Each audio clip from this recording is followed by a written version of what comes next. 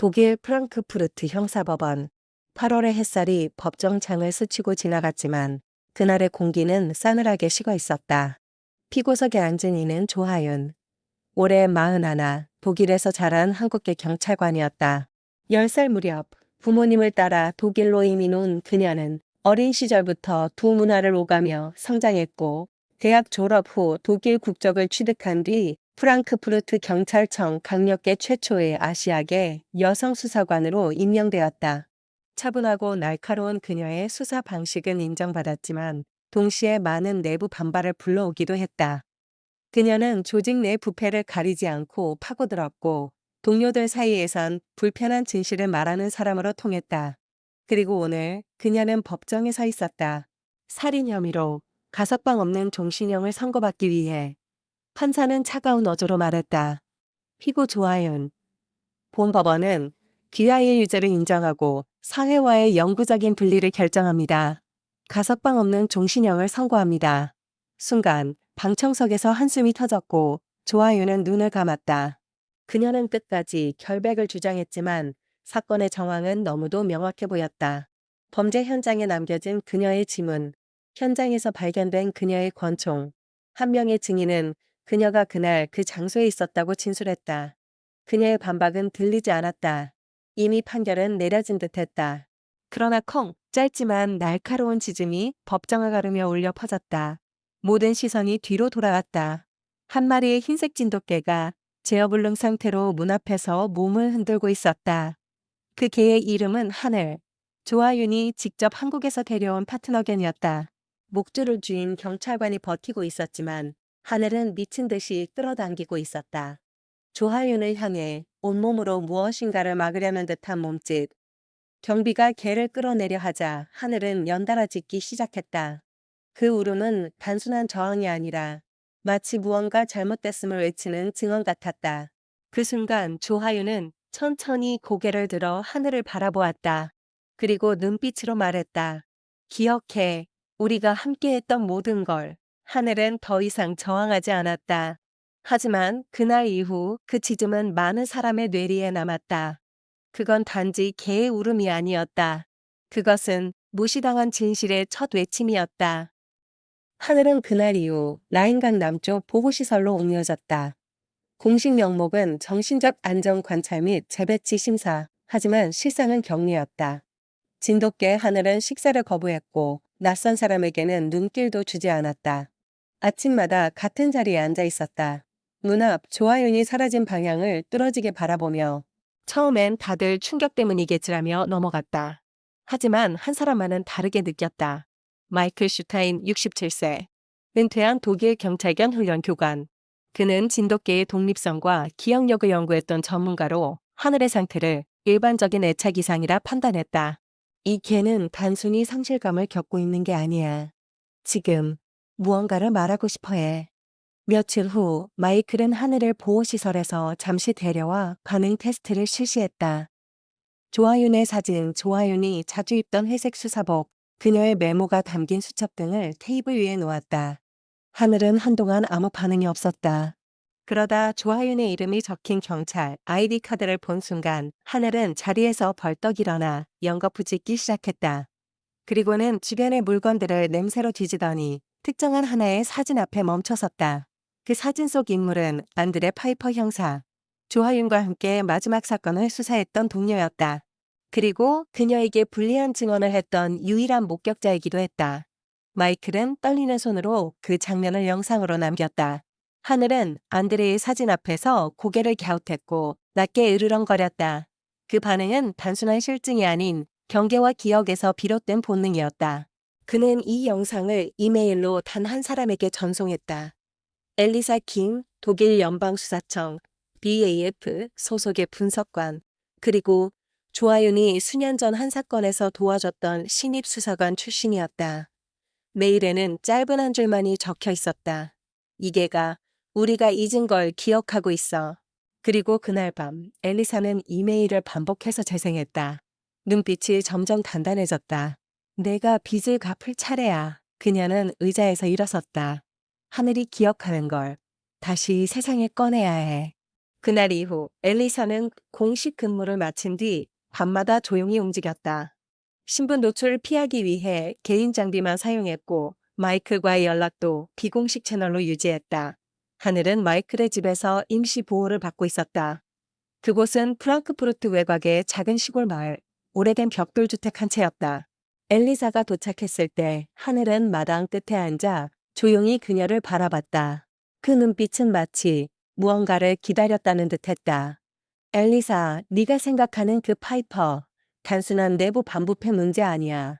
마이클은 낮은 목소리로 말했다. 그는 과거에도 감찰 조사를 피했어. 항상 증거가 사라졌지. 엘리사는 테이블 위에 노트북을 펼치고 조아윤 사건, 당시의 수사 보고서를 열었다. 여기 봐요. 사건 현장 CCTV는 기기 오류로 영상이 누락됐고 현장 출입 기록은 조아윤 단독 진입으로 기록되어 있어요. 그런데 그녀는 또 다른 파일을 열었다. 파이퍼 형사도 같은 시간, 같은 구역 무전 송신 기록이 남아 있어요. 하지만 보고서엔 빠져 있죠. 마이클이 중얼거렸다. 그건 고의야. 엘리사는 다시 하늘을 바라봤다. 우린 증인을 확보한 셈이에요. 하지만 이게 반응만으로는 부족해요. 직접적인 물증이 필요해요. 그날 밤 마이클은 오래된 훈련 장비를 꺼냈다. GPS 냄새 추적 시뮬레이터, 하늘의 후각 반응을 디지털화해 특정 장소와 기억을 연동시킬 수 있는 도구였다. 하늘은 훈련용 장치를 코로 스캔하듯 들이마셨고 곧 한 방향으로 향했다. 엘리사와 마이클은 그 뒤를 조심스레 따라갔다. 프랑크푸르트 구도심 쪽 오래된 재개발 예정지였다. 그리고 거기 작은 공터 한가운데에서 하늘이 멈췄다. 그가 바라보는 곳, 낡은 창고 건물의 벽 아래 시멘트가 들뜬 자리에 발을 얹고 있었다. 하늘은 그 자리에서 땅을 긁기 시작했다. 마치 무언가를 기억하고 있다는 듯 엘리사는 조용히 중얼거렸다. 여기가 진실의 시작이야. 마이클은 손전등을 들고 무릎을 꿇었다. 그리고 시멘트 틈을 조심스럽게 파보던 중 검은 비닐봉투 하나가 손끝에 닿았다. 그 안에는 낡은 권총과 사용 흔적이 남은 장갑 한 짝, 그리고 시간이 멈춘 듯한 경찰 배지 하나가 들어있었다. 엘리사의 손이 떨렸다. 이 배지, 조아윤 것도 파이퍼 것도 아니에요? 그럼 누구 거지? 마이클이 물었다. 엘리사는 조용히 말했다.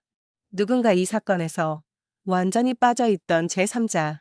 그 순간 하늘이 다시 짙기 시작했다. 그리고 고개를 천천히 옆 건물 쪽으로 돌렸다. 그곳엔 한 대의 차량이 서 있었고 엔진이 꺼진 채 불빛만 희미하게 깜빡이고 있었다. 엘리사는 속삭였다. 우릴 지켜보고 있어. 엘리사는 즉시 차량 번호를 메모하고 마이클과 하늘을 이끌어 건물 반대편 골목으로 빠져나왔다. 그녀는 본능적으로 알 수 있었다. 이건 단순한 감시가 아니었다. 그들의 움직임이 이미 누군가에게 노출되어 있었고 지금 이 순간도 실시간으로 지켜지고 있었다. 다음 날 엘리선은 경찰 내부 네트워크에 은밀히 접근해 차량 번호를 역추적했다. 차량의 등록 정보는 민간 보안업체 소속으로 위장되어 있었지만 실제 소유주는 추적 불가 상태. 그러나 그녀는 작은 단서를 포착했다. 보험 가입 이력에서 등록 주소지가 파이퍼의 처남 이름으로 되어 있는 한 폐건물 주소와 일치하고 있었다. 그녀는 낮은 목소리로 말했다. 우린 파이퍼보다 더 큰 조직과 마주하고 있어. 같은 시각 프랑크푸르트 북부 교도소. 조아윤은 매일같이 같은 루틴을 반복하며 시간을 견디고 있었다. 식사, 운동, 도서 열람, 그리고 혼자만의 기록. 그녀는 간방 한 구석에 작은 노트를 숨겨두고 있었다. 그 안엔 사건 당시 수사 일정, 파이퍼의 언행, 이상했던 순찰 기록들이 상세히 정리돼 있었다. 그녀는 매일 한 줄씩 추가로 적어 나갔다. 3일 전 복도 청소 담당 교도관이 바뀜. 새 교도관은 내 눈을 피함. 책 수거 시간이 늘어남. 책장에 누군가 메모를 끼워둔 듯한 흔적. 그녀는 아직 포기하지 않았다. 그날 밤 엘리사는 마이클과 함께 조아윤의 담당 변호인을 찾아갔다. 그녀는 하윤의 친구이자 동료였던 카타리나 베르너 변호사. 이민 2세 독일계 터키인으로 법정 내 차별에 끊임없이 맞섰던 인물이다. 엘리사는 조심스럽게 물었다. 하윤 씨, 지금 안에서 뭘 하고 있나요? 카타리나는 잠시 고민하더니 노트 하나를 꺼냈다. 매주 나에게 보내는 편지하여. 하지만 그 안에 수상한 구절이 반복되고 있어요. 그녀는 한 문장을 가리켰다. 그날 파이퍼의 구두는 마른 바닥을 지나며 젖어 있었다. 엘리사의 눈이 반짝였다. 그 말은 이미 피가 흥건히 흘렀던 장소를 지나왔다는 뜻. 그녀가 처음 현장에 도착했을 땐 그 피가 없었단 말이죠. 카타리나는 단호히 고개를 끄덕였다. 그녀는 거짓말을 하지 않아요. 지금도 무언가를 바깥에 흘려보내려 애쓰고 있어요. 그때 엘리사의 휴대폰에 알림 하나가 떴다. GPS 장치에서 하늘의 동선 이상 반응 포착됨. 그녀는 즉시 마이클과 함께 차량에 올라탔다. 하늘은 그 시간 혼자 마이클의 집을 빠져나가 어딘가로 향하고 있었다. 그가 멈춰 선 장소는 뜻밖이었다. 프랑크푸르트 경찰청 외곽본청의 주차장. 엘리사는 조용히 속삭였다. 하늘이 기억하는 마지막 냄새. 여기가 진짜 범인의 흔적이 시작된 곳이야. 프랑크푸르트 경찰청 주차장. 하늘은 한 차량 앞에서 멈춰섰다. 그 차는 내부 수사국 소속 고위, 간부 전용 차량으로 등록돼 있었다. 엘리사는 조심스럽게 하늘을 끌어당겼지만 진돗개의 반응은 단호했다. 계속해서 차량의 앞범퍼를 냄새맡고 조수석 쪽에 집착하는 듯한 행동을 보였다. 그 순간 마이클이 손에 든 UV 조명을 꺼내 차량 측면을 비췄다. 거기엔 육안으로는 보이지 않는 혈흔 자국이 남아 있었다. 이건 세척된 흔적이야. 누군가 급하게 닦아냈어. 엘리사의 목소리가 떨렸다. 그녀는 차량 등록 정보를 다시 조회했다. 차량 소유자 루카스 브란트. 프랑크푸르트 경찰청 정보분석팀 부장. 그리고 안드레 파이퍼와 같은 시기에 승진한 내부 핵심 인물이었다. 엘리사는 이 사실을 정리해 검찰 측에 전달하기로 결정했다. 하지만 기존 경로는 사용할 수 없었다. 그녀는 한스 슈미트 검사에게 직접 전화를 걸었다. 한스는 예전부터 경찰 내부의 폐쇄성과 묵인 문화에 문제의식을 갖고 있던 인물이었다. 그는 말을 아꼈지만 목소리 한 줄기에는 확신이 담겨 있었다. 지금 네가 가진 게 전부라면 판을 흔들기에 충분하다. 다만 증언과 함께 감정 없이 작동하는 증거가 필요하다. DNA, 장갑, 영상, 추적 기록, 그리고 결정적으로 진돗개의 후각 반응이 포착된 위치 기록. 엘리사는 고개를 끄덕였다. 우린 그걸 갖고 있어요. 하늘은 기억하고 있고 그 기억은 거짓이 없어요. 그날 밤 엘리사는 마이클, 하늘과 함께 프랑크푸르트 외곽의 한 은밀한 장소로 향했다. 그곳은 한스가 직접 준비한 임시조사실. 그곳에서 엘리사는 지금까지 수집한 증거들을 일일이 정리했다. 사건 당시 파이퍼의 현장 출입 시각 기록 조작, 하늘의 반응 영상, 차량 UV 혈흔, 숨겨진 장갑과 권총. 그녀는 마지막으로 조아윤이 감옥에서 작성한 노트 사본을 덧붙였다. 거기엔 이런 문장이 적혀 있었다.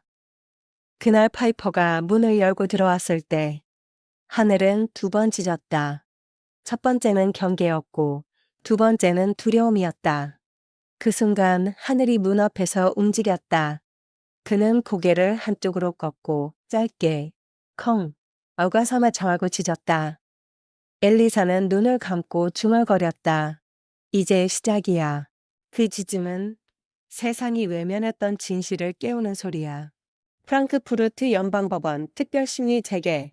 이번 재판은 조아윤 사건의 정당성 및 절차 위반 여부에 대한 공적 심의 절차로 열렸다. 방청석은 언론, 인권단체, 경찰 관계자들로 가득했다. 하지만 모두의 시선은 단 한 명에게 향해 있었다. 조아윤. 수혜 대신 회색 셔츠와 짙은 남색 재킷을 입고 증언석에 앉아 있었다. 고개는 곧게 들려 있었고 눈빛엔 두려움 대신 단단함이 담겨 있었다. 그녀의 옆에는 조용히 앉아있는 하얀 진돗개 하늘. 이번 재심리에서 행동 기반 기억 반응 자료의 핵심 요소로 특별 허가를 받고 증언석에 함께 나왔다. 검찰 측이 증거 자료를 제시했다. 첫 번째, 안드레 파이퍼의 출입 기록 조작 로그. 두 번째, 마이클과 엘리사가 수집한 차량 혈흔 흔적. 세 번째, 하늘이 특정 장소와 사진에 보인 정밀 반응 분석 영상. 영상 속 하늘은 안드레의 사진 앞에서 짖고 브란트의 차량 앞에서 포즈를 고정하며 발을 구른다. 그 모든 반응은 훈련받지 않은 상태에서 자발적으로 나타난 것이었다. 마지막으로 조아윤의 수첩 사본이 공개되었다. 그녀는 직접 진술했다. 그날 저는 단독으로 현장에 들어가지 않았습니다. 파이퍼는 먼저 도착해 있었고 현장은 이미 비가 흥건했습니다. 하지만 저는 그 사실을 입 밖으로 낼 수 없었습니다. 그가 나를 어떻게 다룰지 이미 알고 있었기 때문입니다. 재판장은 잠시 침묵한 뒤 물었다. 이 진돗개의 반응을 증거로 인정할 수 있다고 보는가? 한스 슈미트 검사는 단호히 답했다. 독일은 지금까지 과학과 이성 위에 증거를 쌓아왔습니다. 이 개는 기억합니다. 그 기억은 냄새라는 형태로 저장되었고 지금 이 자리에서 거짓없이 드러나고 있습니다. 그 어떤 인간보다 명확하게요. 마지막으로 재판장은 조하윤에게 물었다. 당신은 왜 지금도 싸우고 있습니까? 이미 감형 신청도 가능했고 사회와 타협도 가능했을 텐데요. 그녀는 짧게 숨을 들이켰다.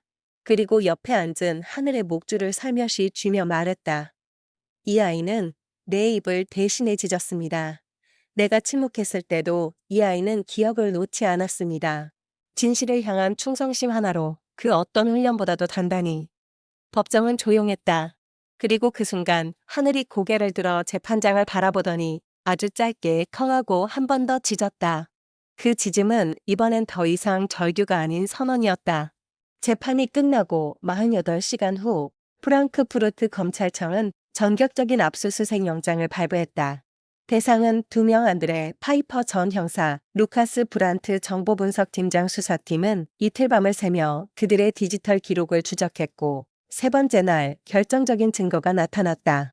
브란트의 사무용 클라우드에 저장된 암호화 파일 내부에서 조작된 진술서를 위한 음성 대본 시나리오, 현장 CCTV 삭제 명령이 담긴 내부 메일, 그리고 가장 충격적인 건 파이퍼가 사용한 바이오 폴리머 가면의 제작, 의뢰 내역이었다. 그가 실제로 사건 당일 제3의 인물로 가장해 현장에 잠입했다는 물증이 확인된 것이다. 공식 기자회견. 독일 연방수사청은 다음과 같이 발표했다. 이번 조아윤 사건은 단순한 오판이 아닌 조직 내부 공모와 시스템적 은폐에 따른 중대한 사법 실패입니다. 진돗개 하늘의 반응과 수사 협력은 이 진실을 드러내는데 결정적인 역할을 했습니다. 교도소 내 특별보호동. 조아윤은 마침내 석방 결정을 받았다. 그녀는 출소 후 처음으로 찾은 곳이 있었다. 마이클의 집. 그곳에 변함없이 기다리고 있던 존재, 하늘. 하늘은 그녀를 보자마자 한치의 망설임 없이 뛰어올라 품에 안겼다. 그녀는 무릎을 꿇고 말없이 그 머리를 쓰다듬었다. 기억해줘서 고마워. 그 짖음 하나가 날 살렸어. 일주일 후 프랑크푸르트 중앙광장 앞에서 열린 특별훈장 수여식. 조하윤은 수많은 임파복 형사 훈장, 윌리 세넨티우나동나 공로수사관 훈장, 유운앤 뉴욱에 걸었다. 그리고 진돗개 하늘은 수많은 인파 속에서 박수와 눈물이 터져나왔다. 하늘은 조용히 앉아 있었지만 그 눈빛은 말하고 있었다. 나는 단 한 번도 잊은 적이 없다. 그날 저녁 조아윤은 자신의 작은 집으로 돌아갔다. 문을 열고 하늘이 먼저 뛰어들어가는 모습을 보며 그녀는 문을 잠그지 않았다. 오히려 살며시 열어둔 채 부엌으로 향했다. 그날 이후로 그녀는 매일 같은 시간 문을 열어둔다. 혹시라도 하늘이 또 무언가를 기억해낼까봐 이번엔 세상이 그 짖음을 듣기를 바랄 뿐이다. 이 진돗개의 짖음이 당신의 마음에 작은 떨림을 남겼다면 구독과 좋아요로 함께 해주세요. 진실은 우리와 함께 기억될 수 있습니다.